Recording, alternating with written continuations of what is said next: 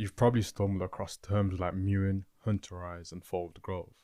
Over the last 2 years, Looksmaxxing went mainstream, and a lot of people have used it as an opportunity to grow the bank or following.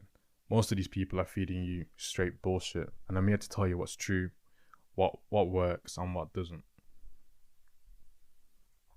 Although I despise the popularity my little niche community has gained, I obviously can't deny that I've had some part to play in it.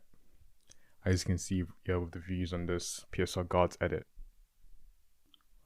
So I'm coming back to this community, to YouTube, to give away honest breakdowns of what Looksmaxxing actually is and real ways you can actually improve your face. Because honestly, here's the thing. This community has some genuinely useful information buried under layers of toxic nonsense, pseudoscience, the bullying. But first, we need to understand what Looksmaxxing actually is. At its core, it's the practice of optimizing your physical appearance, self-explanatory, right? Particularly your face though. The term combines looks with maxing as in maximizing your genetic potential. This philosophy is relatively simple, although somehow some people seem to have overcomplicated it. Your looks impact your quality of life, so therefore we're trying to max out our looks, so this will have a knock-on effect on our life as well. And instead of pretending that looks don't affect the quality of your life, we actually confront this fact and find ways to improve our looks. Because action will always be better than coping. Looksmaxxing can be further broken down into two parts. The first of which is softmaxxing. This consists of basic self-hygiene, grooming, losing weight, typical frauding like makeup or shoot, like wearing lifts. And this right here is the perfect example of what softmaxxing is. This guy simply just lost weight, but he basically went from mid-tier normie to high-tier normie by just losing weight. Majority of people will not have a transformation like that. The fact he could make that jump shows that this is technically his genetic base. Being high-tier normie is his genetic base. So let's say, for your example, let's say you're a low-tier normie on the lower end, and you were to lose weight, at best you'd just be a mid-tier normie. Then we have hard maxing, which is what Looksmaxxing is actually based around. This is what majority of the knowledge is based around. This is what Looks Theory was created to help us with. And I put a picture of Broly here because it is literally you surpassing your genetic potential. Society already thinks it's clear to take care of your looks, even with through hygienic methods or even caring about it too much. So talking about getting surgeries on any public platform was completely out of the question, and it still is. Hence why we had to go to the corners of the internet and create our own community. And that brings me on to the origin story of Looksmaxxing and PSL. The P stands for pure hate, the S stands for slut hate, and L stands for lookism.net. These forums emerged in around the mid-2010s where people discussed surgical procedures and facial aesthetics obsessively. Then after that, around 2018, I'd say, guys like Mike Me started popping up on YouTube and talking about facial aesthetics and how correct tongue posture had an effect on your facial aesthetics. And this led to more people being fallen down from mewing into the forums. And this is how I came across the forums too. But there is a problem with this evolution, because as you can see here, one forum was dedicated to hating the pickup artist movement, another forum was dedicated to hating women, and another forum was dedicated to talking about lookism. So all of these forums were mostly negative. So this entire space was born out of the hatred for, first of all, women, the hatred for dating coaches, and the hatred for lookism, which has led to quite a few unsavory characters partaking in this community and ruining the experience for many people. The funny thing about this change was that it was partly fueled by the scammy nature of dating gurus, and they're a bit similar to the guys you see on TikTok today selling you these BS methods and you can improve your looks, like Jester Patel. They are really no different from them. So these guys will they come through the surface to find out. They watch guys like Jester Patel, they figure out their stuff doesn't work, so they dive deeper into the space and then end up on the forums. Like I was saying before, these people that, because when they get introduced into the space, they're being confronted with fake information. So they just build up a lot of resentment towards these people and just end up with extremely unsavory type of people who are extremely defeatist. Saying the usual, it's over or it never began. Although there is a lot of BS being spread around in our community, there are certain things that we do get right.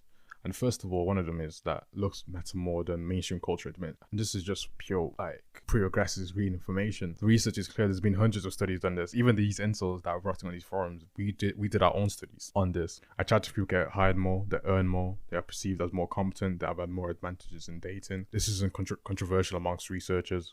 The only people that disagree with this are virtue signalers. To you, this is quite obvious. If you can literally just go outside and look at the people around you, the average person is low tier normie. They're like a 4 out of 10. They have acne on their face, they are balding, they have trash haircuts, they they are bloated, and so on and so on. They don't dress well, blah blah blah. You know, the usual. 3. Some surgical procedures genuinely transform lives. If you have a severe skeletal jaw discrepancy or wabi-sabi, this could be causing TMJ pain, sleep apnea, or facial imbalance. Correcting it would significantly improve your life, and there's no point coping over it if you have a trash jaw. Literally just save up some money and do something about it instead of posting TikToks begging for sympathy. If you have a deviated septum or a yam that ruins the harmony of your face, why wouldn't you get a rhinoplasty? You know, like, come on, man. And 4, measurements matter.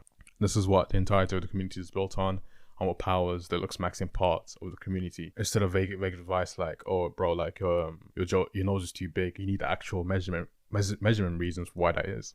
You know, you need to compare your thirds. Is your nose taking too much space in your middle third, and so on and so on, stuff like that. Is your eyes too far apart? Is your comfort tilt bad? Is your jaw width too wide? Is your jaw too wide, or is it too narrow? Is your harmony bad? What do you need to do to fix up your harmony? So on and so on. But finally, we've got action will always be better than coping. And we've got a perfect example here. This guy spent £7,000 to improve his jaw and look significantly way better than he did before. And he's only down £7,000. What can he really buy with £7,000? That would impact your life like this? Nothing. There's nothing I can think of that comes to my mind. Now, here's where people take it too far. One, start obsessing over measurements and every little thing. Why bother measuring every single nook and cranny on your face if you're broke? You literally don't have the money to even fix those problems that you keep spending all day obsessing over. And these people are usually daydreaming about surgeries they'll never have because they don't work or make any money. 2, the rating culture. People who constantly beg for rates or ask for about the specific feature are so annoying, bro. Like, and I've seen this. I've been in the forums now for around coming up to 7 years, and I'm still seeing the same people going around spamming people in their DMs, asking them about this specific feature, asking them for a rating. It's ridiculous, man. Oh, and also those people who purposely underrate or overrate to stroke their own ego, just giving out false ratings to everyone. And this is a big one. People are looking for surgical solutions for things that aren't a problem. I knew this guy from last year, must have seen him on TikTok. He was talking about getting a Biomax. He was wage slaving for 24/7 for like a year straight, working 60, 80-hour weeks just to afford Biomax before he went to college. He got the Biomax. Well, if you can read the text on the screen, he got botched. And it's not like he went to, you know, dubious surgeon in the middle of nowhere. He went to a well-reputed surgeon. But when you go to these surgeons, they'll never tell you that you don't need this and that because they want you to buy their service. Why wouldn't they? They're trying to make money. So yeah, so you literally have to know what you actually need, and don't be chasing surgeries that get talked about simply because they're being talked about. I already touched on this before with the black pill defeatism. I don't hang around people who are doomers and doom and gloom all day. Avoid them. Next, people ignore personality and social skills. No point of ascending if you can't hold a conversation with a single person. No one will want to talk to you if you're just absolutely autistic. I'm sorry, just how that life is. These people think they'll reach chat status, and everyone will try and force a conversation with them.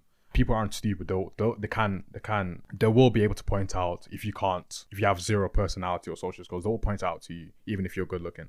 And finally, we have people promoting dangerous advice or such as stuff like bone smashing. And I did try this for a bit. I did fall for the meme. And yeah, don't do stupid stuff like this because I've seen people get injured from this as well. So watch out for that too. So with that out of the way, how should we think about Looksmaxxing and how should we approach it? Tier 1 is mandatory. Absolutely mandatory. You can't move up to any of the other tiers before you do this. First of all, you need a solid skincare routine to remain youthful looking, whether that's using tretinoin or testosterone. If you feel you're too short, before looking into leg lengthening, getting to wear some lifts, go to the gym to build a dimorphic physique and use supplements to easily maintain it. Finasteride and minoxidil for hair loss. Dental hygiene and whitening your teeth.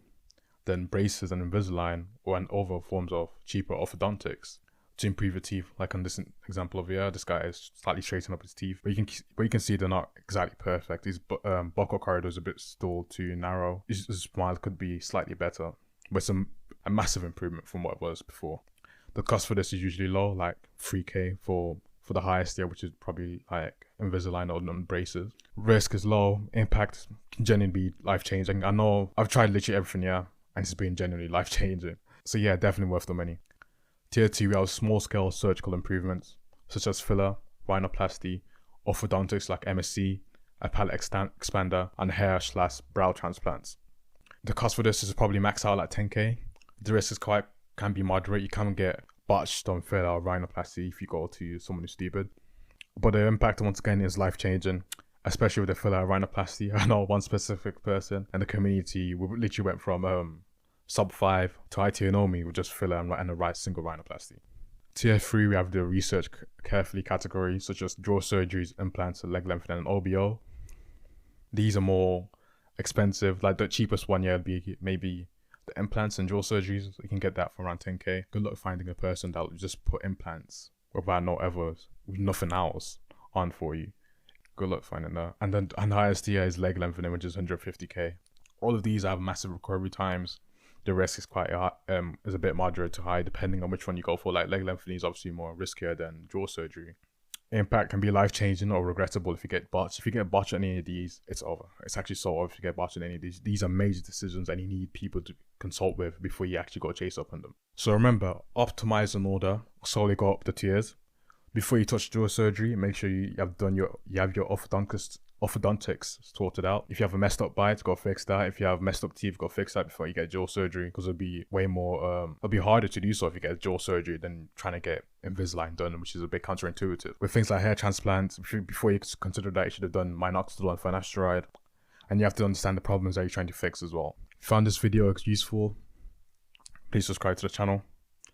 I'll be breaking down further Looksmaxxing topics, mostly surrounding niche stuff that doesn't get talked about, such as surgery and other niche soft maxing techniques or peptides and stuff like that. Stuff that I've tried too. Although I will say not every video can be posted on YouTube. YouTube doesn't take kindly to these subjects, so I will have to create an off-platform community, and I've been meaning to do this for quite some time because the quality of posts on .me or .org has dropped off a lot after the TikTokification of the forum. The link will be in the description below for that community. Yeah, that's all. Ascend or die trying. Remember that. Ascend or die trying.